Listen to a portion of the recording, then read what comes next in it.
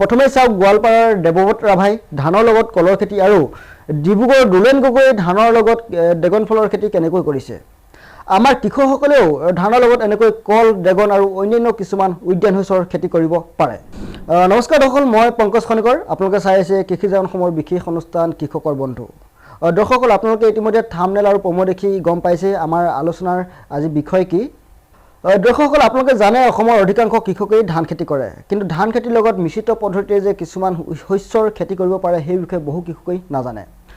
আমাৰ কৃষকসকলে শ শ বছৰ ধৰি পৰম্পৰাগতভাৱে যিদৰে ধান খেতি কৰি আহিছিল সেইদৰে আজিও 2024 চনতো একেদৰে কৰি আছে। গতিকে বহু সময়ত আমাৰ কৃষকসকলে ধান খেতি কৰিবলৈ যাওঁতে যিমান খৰচ হয় তাতকৈ কম উৎপাদন হোৱা পৰিলক্ষিত হয়। কিন্তু আধুনিক কৃষি পদ্ধতিয়ে কঢ়িয়াই অনা কিছুমান পদ্ধতি অৱলম্বন কৰিলে ধান খেতিটো আমাৰ কৃষকসকল লাভান্বিত হ'ব। প্ৰথমে গোৱালপাৰা জিলাৰ উদ্যমী কৃষক দেৱব্ৰত ৰাভাই কেনেকৈ আধুনিক পদ্ধতিৰে ধানৰ খেতি কৰিছে সেয়া আপোনালোকে প্ৰথমে দেখুৱাই লৈছোঁ। আপোনালোকে দেখিছে স্ক্ৰীনত ধান খেতিৰ লগত কৃষকগৰাকীয়ে কেনেদৰে কলৰ খেতি কৰিছে। কৃষকগৰাকীয়ে পথাৰখনৰ 30 পৰা 40 মিটাৰ দূৰত্বত একোটাকৈ শাৰী পাতিছে। যিসমূহত আমাৰ সাধাৰণতে আলি থাকে, তেওঁ সেই আলি দিছে 30 পৰা 40 মিটাৰ দূৰত্বত একোটাকৈ আলি দিছে। আলিবিলাক 2-3 ফুট মানে বহল কৰিছে আৰু ওখ কৰিছে 1 ফুট 1.5 ফুট। আৰু তাতে তেওঁ কি কৰিছে, সেই শাৰীবোৰত তেওঁ কলগছৰ পুলি ৰোপণ কৰিছে। আৰু কিছু কিছু ঠাইত আপোনালোকে দেখিছে অমিতা পুলি তেওঁ ৰোপণ কৰিছে। শাৰীটোত কলগছ বা অমিতাবোৰ 2-3 ফুট দূৰত্বত ৰোপণ কৰিছে আৰু আপোনালোকে দেখিছে মাজত তেওঁ ধান খেতি কৰি আছে। আমাৰ দৰ্শকসকলে জানে কল খেতিত বিশেষ যত্নৰ প্ৰয়োজন নহয়। সাৰ পানীৰ যোগান নধৰিলেও কল খেতি ভাল হয়। এইফালে আমাৰ অসমত কলৰ এখন ভাল বজাৰ আছে। কৃষকসকলে ধাননি পথাৰৰ মাজত এনেকৈ যদি যিসকল কৃষকে ধান খেতি কৰে ধানৰ মাজত যদি এনেকৈ কলৰ খেতি কৰিলে আমাৰ কৃষকসকল নিশ্চিতভাৱে লাভান্বিত হ'ব। আৰু আপোনালোকে যদি কল খেতি মানে কৰিম বুলি ভাবিছে বা কৰে, তেতিয়া আপোনালোকে সেই ভীমকল বা অন্যান্য কিছুমান যিবিলাক কলৰ মানে আমাৰ বজাৰখন নাই সেই কলৰ সলনি আপোনালোকে জাহাজী কল, কাঁচকল আদি জাতসমূহৰ মানে খেতি কৰিলে বেছি লাভ হ'ব।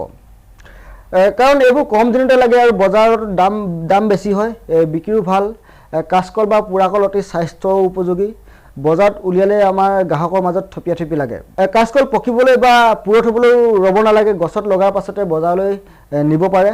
আমাৰ কৃষকসকলে এনেকৈ 4-5 বিঘা মাটি যেতিয়া ধান খেতি কৰিব, তেওঁৰ লগত কল খেতি কৰিলে নিশ্চিতভাৱে আমাৰ কৃষকসকল তেওঁলোকে যদি প্ৰথম বছৰত যদি মানে অকল ধান খেতি কৰোঁতে যদি 1 লাখ টকা পাইছিল বা 60,000 টকা পাইছিল, কিন্তু আপোনালোকে যেতিয়া ধান খেতি লৈ এনেকৈ কলৰ খেতি কৰিব তেতিয়া আপোনালোকে এটা মানে তাৰ দুগুণ উপাৰ্জন কৰিব পাৰিব।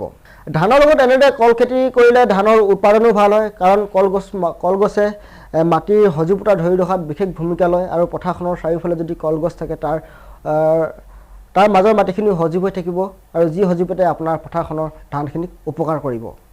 এইবাৰ আমি ডিব্ৰুগড় জিলাৰ প্ৰগতিশীল কৃষক দুলেন গগৈ কেনেদৰে ধান খেতিৰ মাজত ড্ৰেগন ফলৰ খেতি কৰিছে সেয়া আপোনালোকক দেখুৱাম। আপোনালোকে দেখিছে কৃষকগৰাকীয়ে ধাননি পথাৰৰ মাজে মাজে বৃহৎ পথাৰখনত ওখ ঢাপ তুলি ড্ৰেগন ফলৰ পুলি ৰোপণ কৰিছে। ইতিমধ্যে তেওঁৰ ড্ৰেগন গছত ফল লাগিছে। অসমৰ অধিকাংশ কৃষিভূমিতেই ধান খেতি কৰা হয়। ধান খেতি কৰা দ পথাৰসমূহত অৱশ্যে দুলেন গগৈয়ে কৰাৰ দৰে ড্ৰেগন ফলৰ খেতি কৰাটো সম্ভৱ নহ'ব, কিন্তু ধান খেতি কৰা বাম পথাৰসমূহত এনেদৰে কৰাটো সম্ভৱ। কৃষক দুলেন গগৈয়ে এডৰা মাটিৰ দুয়োফালে ড্ৰেগন ফলৰ পুলিবোৰ ৰোপণ কৰিছে। আপোনালোকে দেখিছে ড্ৰেগন ফলৰ পুলি ৰোপণ কৰা ঠাইডোখৰ তেওঁ ওখ কৰিছে আৰু যাতে পানীত ডুব নাযায় গুৰিটো। যিহেতু ড্ৰেগন ফলৰ খেতিৰ বাবে পানী জমা নোহোৱা বাম মাটি উপযোগী। মাটিডোখৰ দুলেন গগৈ খেতি কৰা মাটিডোখৰ দ যদিও তেওঁ ওখ কৰি ড্ৰেগন খেতিৰ এক অনুকূল পৰিৱেশ সৃষ্টি কৰিবলৈ চেষ্টা কৰিছে। এনেদৰে খেতি কৰিলে ধান খেতিত একো বেয়া প্ৰভাৱ নপৰে। কৃষক দুলেন গগৈ পোষ্টটোৰ চাৰিওফালে আপোনালোকে দেখিছে পকী বেৰা মাৰিছে, খৰচো পৰিছে। কিন্তু আপোনালোকে জানি আচৰিত হ'ব যে 2-3 বছৰৰ পাছৰ পৰা এজোপা ড্ৰেগনে 30 বছৰৰ পৰা 35 বছৰলৈ ফল দিয়ে। আৰু এজোপা ড্ৰেগনত এবছৰত 20 পৰা 25 কেজি ফল লাগে। আৰু 1 কেজি ড্ৰেগন ফলৰ দাম 250 টকাৰ পৰা 40 টকাৰ ভিতৰত। গতিকে প্ৰথম অৱস্থাত অকণমান অন্য খেতিতকৈ ড্ৰেগন ফলৰ খেতিখিনি আগবঢ়াই নিওঁতে খৰচ হ'ব, কিন্তু চিন্তা কৰিব লগা একো নাই। কাৰণ ই এবছৰ 2 বছৰৰ কাৰণে নহয়, 20 পৰা 25 বছৰ বা 30 বছৰলৈকে ই আপোনাক ফল দি থাকিব। শেষতকৈ আমাৰ যিসকল কৃষকে ধান খেতি কৰে তেওঁলোকে এই পদ্ধতিৰে খেতি কৰি লাভান্বিত হ'ব পাৰে। লোকচান একো নহয়, বৰঞ্চ লাভ হ'ব। এডোখৰ মাটিৰ পৰা আপোনালোকে ধান খেতি কৰি যদি 1 লাখ পাইছিল, এনেদৰে কৰিলে 2 পৰা 3 লাখ টকা উপাৰ্জন কৰিব পাৰিব। ধন্যবাদ।